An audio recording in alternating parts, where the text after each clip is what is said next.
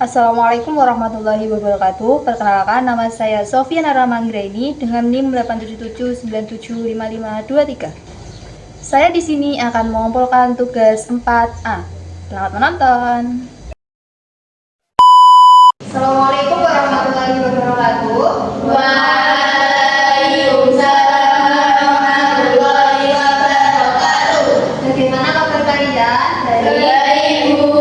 Alhamdulillah. Sebelum memulai pembelajaran kita pada pagi hari ini, mari kita berdoa terlebih dahulu. Untuk Septi, silakan bimbing doanya. Doa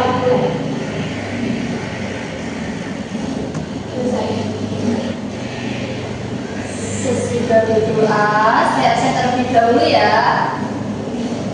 Absen pertama, Septi hadir, Ibu. Naila hadir, Ibu. Tika hadir, Ibu. Ila hadir. Ibu. Baik, jadi hari ini kita akan belajar tentang apa itu di sana? Perkembangan Biarkan tumbuhan. Ya, betul sekali. Jadi tema kita yaitu perkembangbiakan tumbuhan, khususnya perkembangbiakan pada umbi-umbian. Dalam pembelajaran kita pada hari ini, kita akan melakukan beberapa kegiatan, yaitu yang pertama mengamati, yang kedua menanya, yang ketiga mengeksplorasi, dan yang keempat mengkomunikasikan, dan yang terakhir yaitu menyimpulkan. Jadi saya harap nanti kalian harus aktif bertanya dan berdiskusi ya. Baik, sebelum masuk ke materi, siapa di sini yang masih ingat tentang cara tumbuhan berkembang biak? Saya, Bu. Ya. Biji, Bu. Oke, dan apa lagi? Saya, Bu. Ya, Ada juga yang dengan tunas. ya bagus sekali. Selain itu ada juga tumbuhan yang berkembang biak dengan umbi-umbian. Nah, hari ini kita akan mempelajarinya lebih dalam. Kita lihat ke layar ya.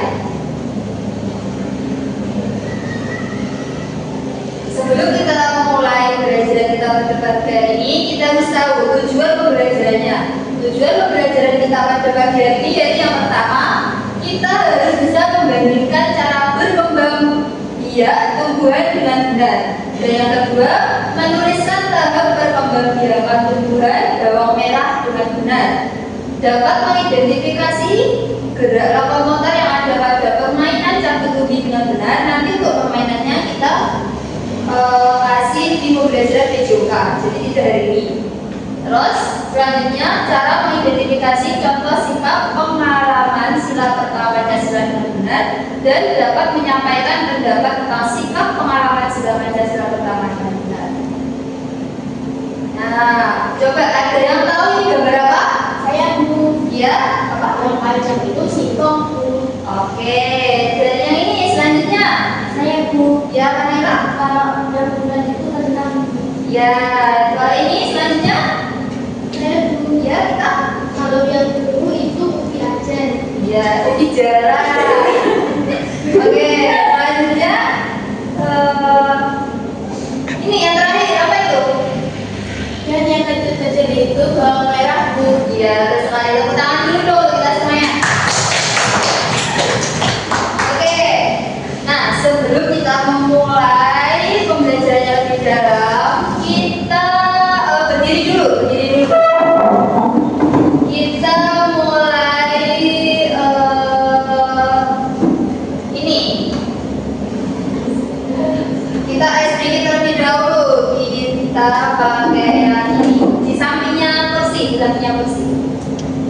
Oke.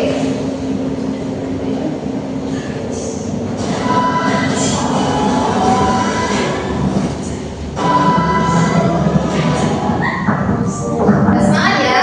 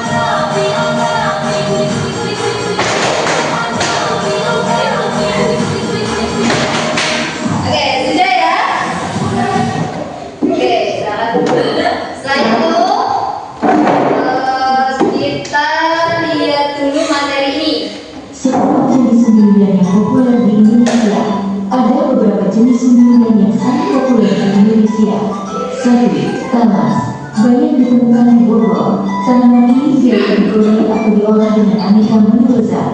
2. Ubi, sering disebut dengan ubi saja dan cukup populer di Indonesia. 3. Gabus, sejenis ubi-ubian yang biasa dibuat sedikit, namun harus melalui proses pengolahan yang tepat agar tidak menjadi beracun. 4. Ubi jala, umum dikonsumsi dengan berbagai cara. Biasanya memiliki cita rasa yang manis. 5. Lobak, tak seperti jenis ubi yang biasa bercita rasa manis. Lobak biasa digunakan sebagai bahan untuk menusu atau sayur. 6. Kentang, sama halnya dengan lobak, kentang juga biasa digunakan untuk berbagai menu. 7. Singkong, menu yang biasa dikonsumsi sebagai pengganti nasi ini memiliki kandungan karbohidrat yang tinggi.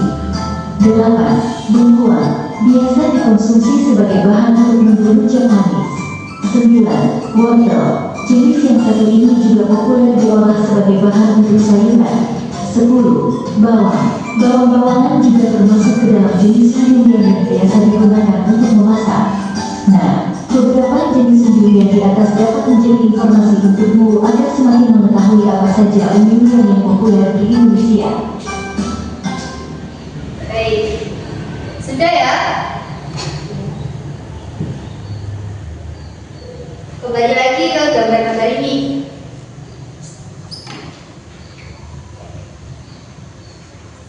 Oke, dan sekarang coba diskusikan dengan teman sebangku kalian tentang rasa dari umbi-umbian tersebut, cara mengolahnya, dan manfaatnya dalam kehidupan sehari-hari. Saya kasih waktu 5 menit untuk berdiskusi. Silakan.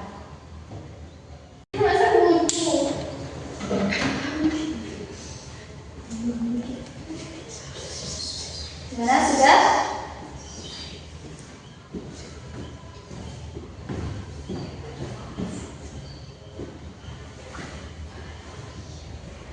Baik, waktunya sudah habis.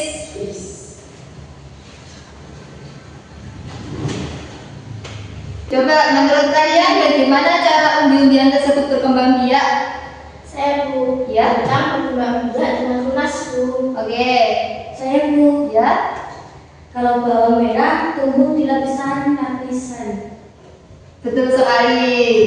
Dan sekarang kalau tentang rasa dari umbi-umbian tersebut, manfaatnya dalam kehidupan sehari-hari apa saja?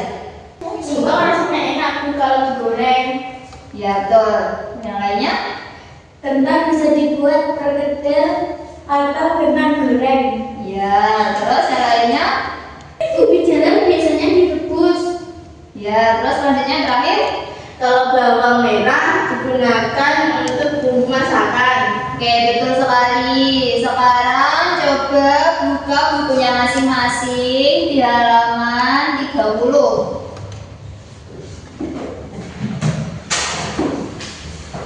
Di situ ada persamaan dan perbandingannya berbeda. Ada bedanya juga. Coba dibaca terlebih dahulu. Setelah itu nanti coba bandingkan persamaan dan perbedaan dari umbi batang, umbi akar, dan umbi lapis.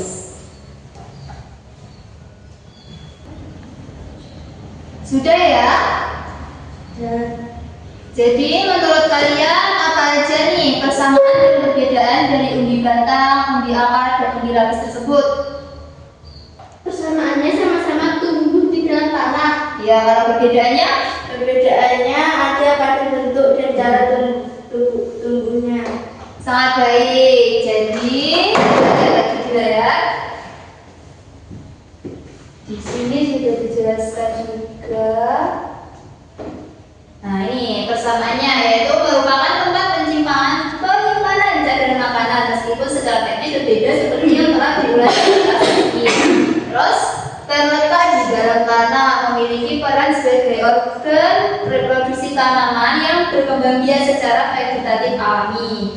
Terus yang terakhir yaitu semua umbi bisa dikonsumsi, bahkan ada yang sering ditemukan dan dimanfaatkan di kehidupan sehari-hari. Terus perbedaannya, kalau umbi lapis yang terbentuk dari lapisan daun yang tersusun bertutur bertumpuk atau berlapis. Kalau umbi akar terbentuk dari akar yang mengembang berisi cadangan makanan.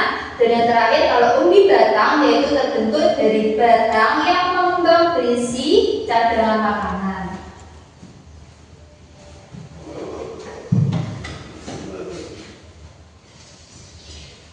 Sekarang silakan setiap kelompok menyampaikan hasil diskusinya. Untuk yang pertama, kelompok 1 silakan berdiri ya.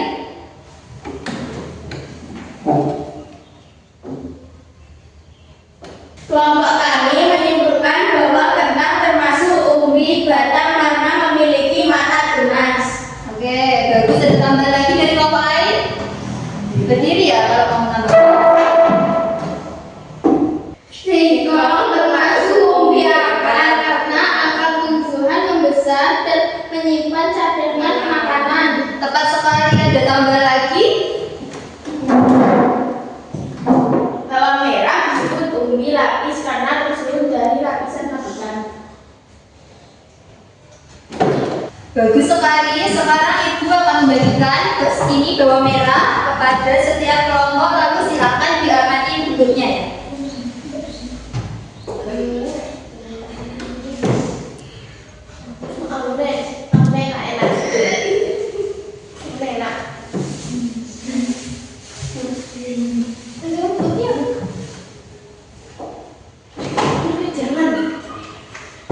Apa yang kalian lihat dari bawang merah ini?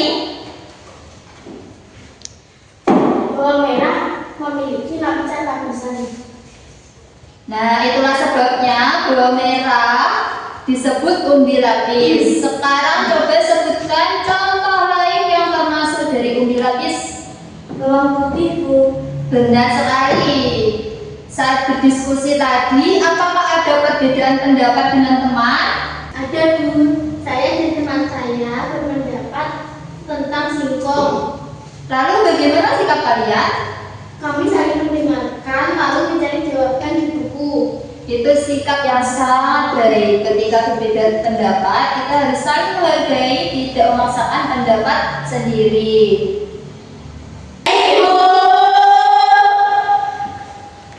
Sekarang coba siapa yang bisa menyimpulkan pembelajaran kita pada hari ini? Saya, Bu. Ya, Kak Sakti. Tumbuhan dapat berkembang biak dengan umbi. Ya, terus yang lainnya? Saya, Bu. Ya. Ada umbi batang, umbi akar, dan umbi lapis. Ya, terus contohnya apa saja? Contoh umbi batang adalah kentang, umbi akar adalah singkong, dan umbi lapis adalah bawang merah. Bagus sekali. Jadi hari ini kita sudah belajar tentang berbagai jenis umbi dan cara berkembang biaknya. Sekarang ibu ingin melakukan refleksi apa yang paling kalian sukai dari pembelajaran hari ini. Amati bawang merah langsung, Bu. Terus ada yang lain? Diskusi kelompok, Bu. Alhamdulillah. Jadi untuk tugas individunya nanti carilah 2 contoh tumbuhan lain yang berkembang biak dengan umbi beserta jenis umbinya. Baik, Bu. Untuk tugas kelompoknya, buatlah gambar sederhana tentang proses perkembangbiakan umbi. Baik, Bu. Baik, Bu. Itu dikerjakan di rumah ya. Siap, Bu. Pada pertemuan berikutnya, kita akan belajar tentang perkembangbiakan tumbuhan dengan biji. Jangan lupa belajar di rumah ya. Siap. Sebelum pulang, mari kita berdoa bersama-sama. Untuk yang terakhir kalinya, saya akan memberi doa. Sebelum mengakhiri pembelajaran kita pada hari ini, marilah kita berdoa menurut agama dan kepercayaan masing-masing. Berdoa dimulai. Berdoa selesai. Terima kasih atas kerjasamanya hari ini. Wassalamualaikum warahmatullahi wabarakatuh. Waalaikumsalam.